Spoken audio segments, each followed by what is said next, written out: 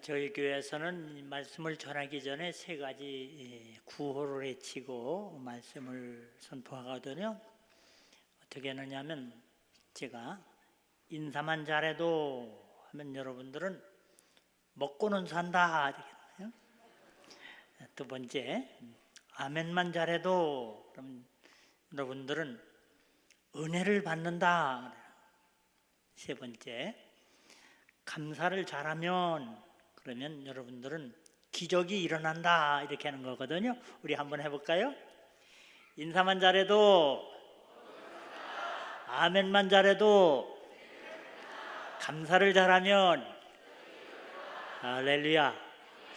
오늘은 거룩한 날, 존귀한 날, 복된 날이다 하여 발걸음을 금하고 하나님 앞에 와서 경배하는 자에게 하나님께서 세 가지 복을 주시는데, 첫째는 앞날에 좋은 일이 생길 것이요, 둘째, 너와 네 자녀가 땅의 높은 곳에 올라갈 것이요, 셋째, 야곱의 기업으로 기르리라 하신 말씀이 오늘 주일날 나오신 여러분 가정과 자녀와 기업에 넘치시기를 주의 이름으로 축원합니다.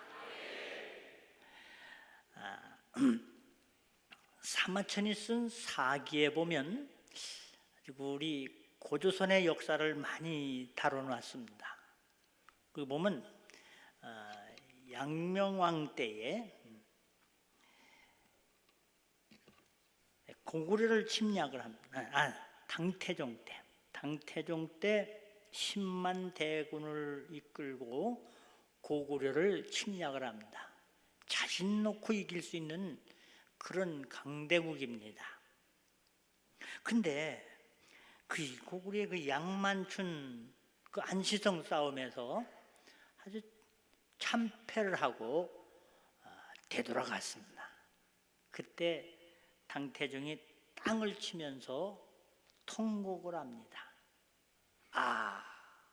이때 우이징만 살아있었더라면 틀림없이 이길 수 있었는데 하면서 통곡하는 얘기가 나와요. 이 당태종은 치국을 하면서 인생을 살아가면서 세 가지 거울을 가지고 살았습니다. 하나는 뭐냐? 동거울. 그때는 유리가 없었으니까 동거울로 자기의 용모와 모든 것을 보면서 잘못된 점을 곤치고 단정하게 용모를. 또 하나의 거울이 있었습니다. 그 역사라는 거울입니다. 늘 역사책을 손에서 놓지 않고. 역사를 왜 봅니까? 역사를 통해서 오늘 내가 어떻게 살아야지 되는 것을 배울 수 있기 때문입니다. 역사의 거울을 늘 손에 들고 있었습니다. 또 하나의 거울이 있었습니다. 그건 바로 우이징의 거울입니다. 우이징이라는 이 책사, 이 사람은요 어떻게나 왕한테 입 바른 소리를 했는지 지금 무슨 정책이나 뭐만 한다면 아닙니다. 아니요. 입 바른 소리를 하는 그런 책사입니다. 그 기록에 보면 300번 이상을 왕의 하는 일을 가름하겠다는 거죠. 그래서 왕도 말이요, 자기가 하는 일에 뭐냐 아니요 소리를 너무 많이 하니까 나중에는 화가 나가지고 성질이 나가지고 이놈을 죽여 없애야겠다 이래가지고 이제 칼을 찾는데, 그때 왕비가 아주 정복을 입고서 들어오더니 넙죽 절을 하는 거예요. 그 지금 화가 나서 지금 우이징을 죽이려고 그러는데 당신 지금 뭐 하는 거냐고. 우이징 같은 인물을 당신이 데리고 있다는 것은 당신의 이 마음이 넓은 거다 얘기예요. 그렇게 반대하고 그런 사람을 데리고 있다는 것만 해도 당신은 그릇이 큰 사람이요, 통이 큰 사람이요, 정말 왕의 자질을 갖추신 분이기 때문에 존경스러워서 저 인사를 합니다 하고 절을 하는 거예요. 그 소리를 듣고서 죽이지를 못했지요. 의징, 그는 참 지혜의 사람. 왕이 왕 되게끔 나라가 나라 되게끔 하는데 큰 인물. 만약에 의징이 죽지 않았더라면 우리 고구려는 그냥 침략당했을 거예요.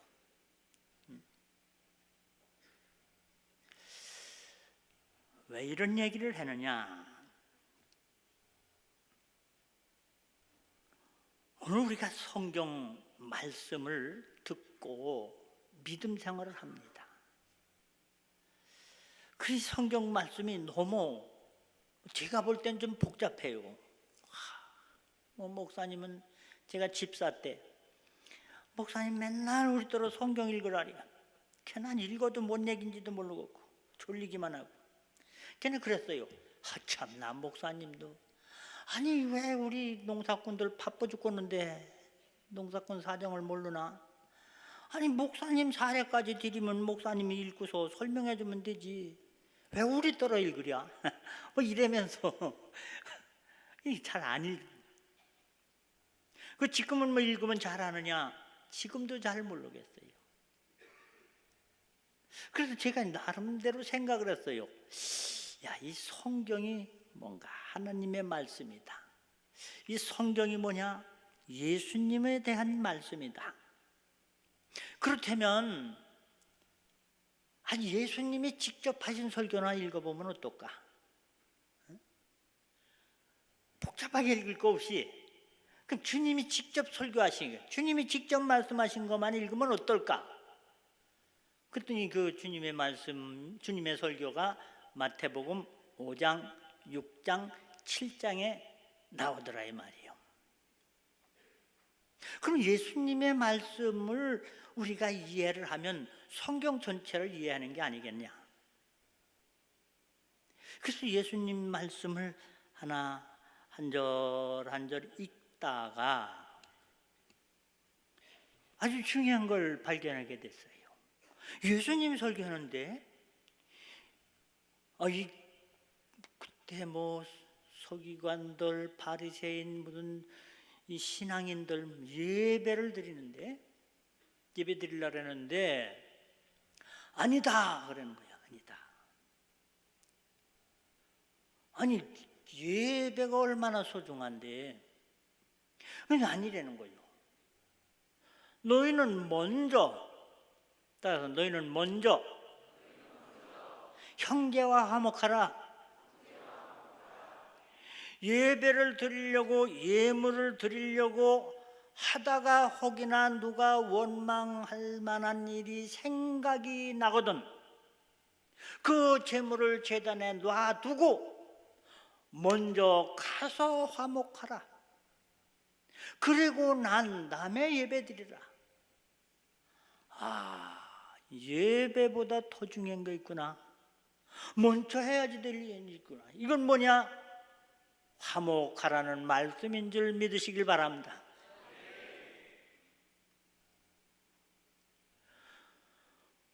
이걸 놓칠 때가 많아요. 인간관계, 하나님과 나와의 관계 이전에 먼저 내 형제와 내 이웃과 화목하거든요. 화해하라, 사랑하라. 원망 들을 만한 일이 있느냐? 빨리 가서 용서를 빌어라. 예수님 말씀하십니다. 너희가 땅에서 풀면 나도 풀으리라. 할렐루야.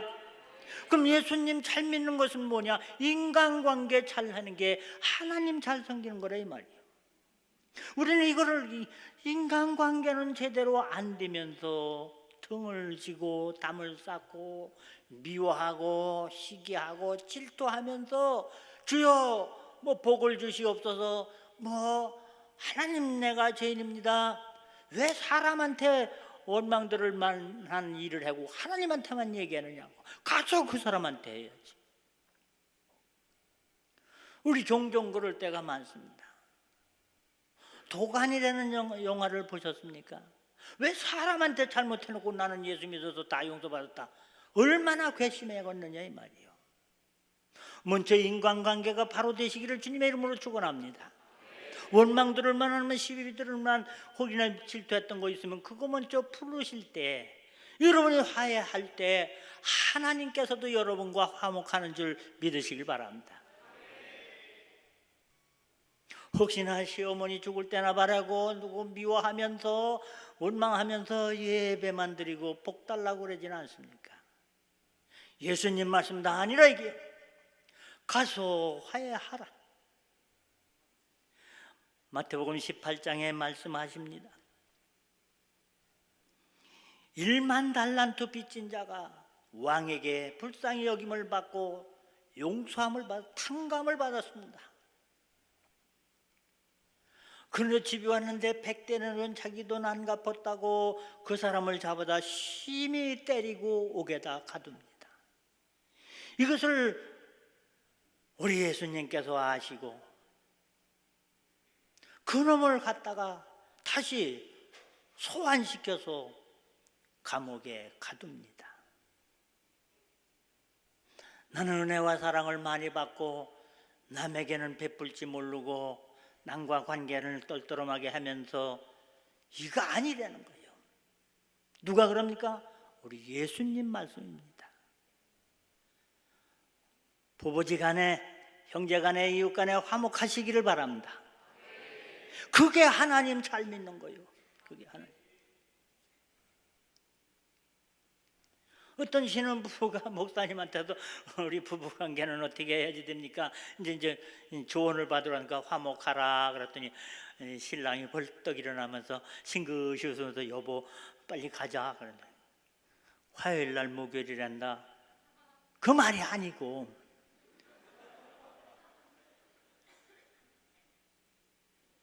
화목해 하라신 하나님의 분부의 말씀을 준행하는 여러분 되시길 바랍니다.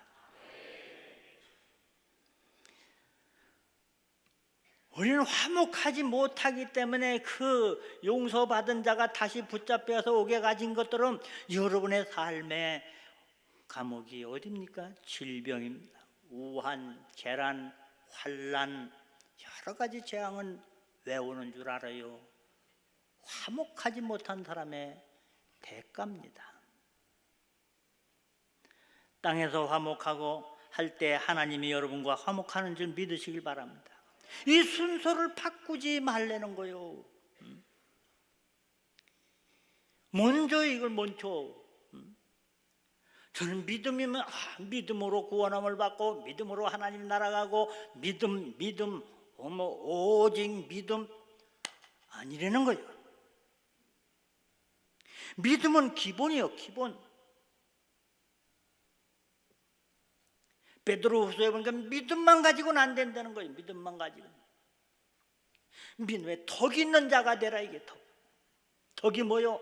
남에게 베풀 줄 알고 나눌 줄 알고 아멘도 아니야.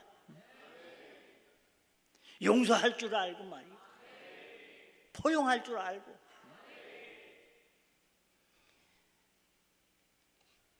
제가 인생을 살면서 살다가 보니까 한 두 가지를 깨달았습니다. 하나는 뭐냐? 세상은 참 공평하지 않구나. 불공평하다. 뭐 복음 성경 공평하신 하나님, 그럼 그 나름대로 그렇지만 제가 볼 때는 안 공평하다. 또 하나 깨달은 게 있습니다. 참 내가 이해할 수 없는 일이 세상에 너무나 많구나. 도저히 저 사람이 왜 저러는지 이해가 안 되는 거예요.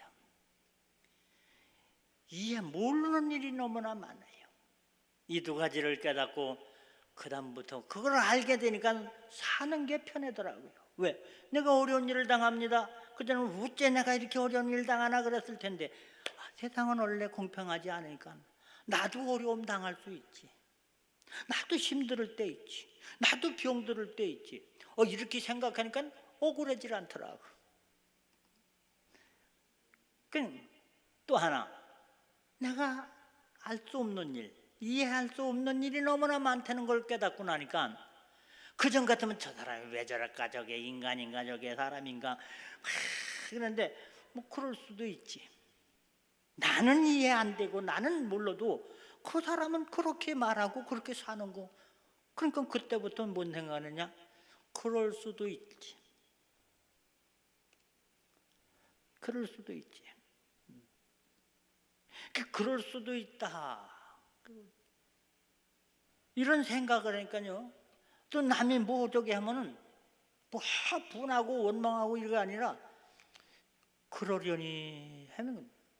그래서 제 텔레비전 앞에나 컴퓨터 앞에나 제 서재 앞에는 아주 써붙였어요. 그러려니 하며 살자.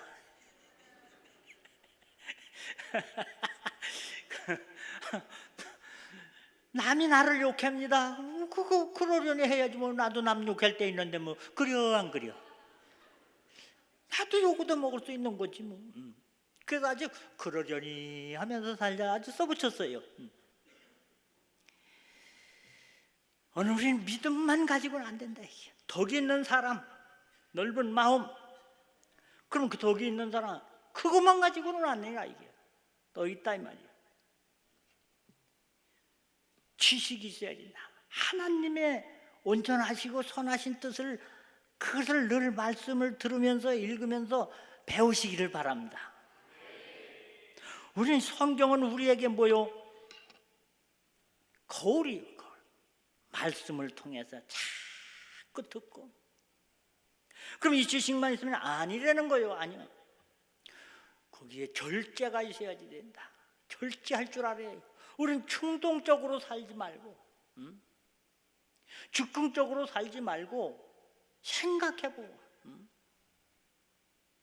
유행 따라 살지 말고 유행 따라 살지 말고 말씀 따라 살다. 기분 따라 살지 말고 진리 따라 살자. 그래요. 그래서 인내하고 절제하고 경건. 그러면 다 됐느냐? 아니라는 거요. 그것만 가지고는 아니라는 거요. 형제 우애. 형제간에 우애하라. 오늘 형제간에 우애하지 아니하면 드리는 예물도 예배도 어떤 것도 신앙이 아니라 예배가 아니라 종교놀이가 된다 이 말이에요. 여러분들은 종교놀이 하지 말고 믿음 생활하시길 바랍니다. 형제간에 우애하고 살아라. 거기다 사랑을 공급하라. 그리하면 너희는 하나님 나라에 넉넉하게 들어가리라. 할렐루야. 하나님 나라에 넉넉하게 들어간다. 형제를 요한일서 3장에 말합니다. 형제를 사랑하느냐? 너는 사망에서 생명으로 옮겨졌느니라. 아직도 형제를 미워하고 시기하고 질투하느냐? 너는 지금도 사망의 자리에 머물러 있느니라. 깨달으시길 바랍니다. 이것이 먼저 할 일이라. 이게 먼저. 우리는 순서를 바꾸면 안 돼요. 또 두 번째 마태복음 7장에 말씀하시길. 우린 사실 살아가면서 말이요. 무엇을 먹을까 입을까 뭐 할까 이거 염려 걱정 그냥 뭐 눈만 뜨면 걱정. 꿈만 꾸면 개꿈 그렇잖아요. 그런데 그런 거는 걱정하지 마라. 그거 아니다 이게요.